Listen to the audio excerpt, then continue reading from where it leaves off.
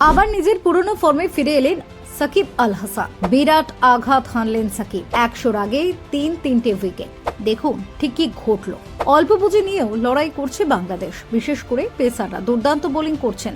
তাদের নিয়ন্ত্রিত বোলিংয়ে 100 ছোঁয়ার আগেই পাকিস্তান এ দলের 3 উইকেট তুলে নিয়েছে টাইগাররা। তাতে কিছুটা হলেও ম্যাচে ফিরেছে বাংলাদেশ।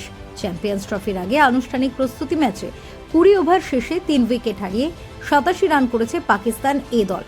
বাংলাদেশের হয়ে একটি করে উইকেট শিকার করেছেন মেহেদী হাসান মিরাজ ও নাহিদ রানা ও তানজিম সাকিব। তাদের জয়ের জন্য বাকি 30 ওভার থেকে আরো করতে হবে 116 রান, আর তাদের হাতে আছে 7 উইকেট।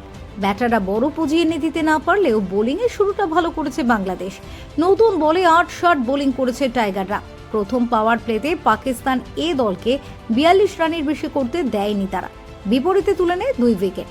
এর আগে দুবাইয়ের আইসিসি ক্রিকেট একাডেমি মাঠে চ্যাম্পিয়ন্স ট্রফির আনুষ্ঠানিক প্রস্তুতি ম্যাচে পাকিস্তান এ দলের বিপক্ষে 38 ওভার 4 বলে সবকটি উইকেট হারিয়ে 202 রান করেছে বাংলাদেশ।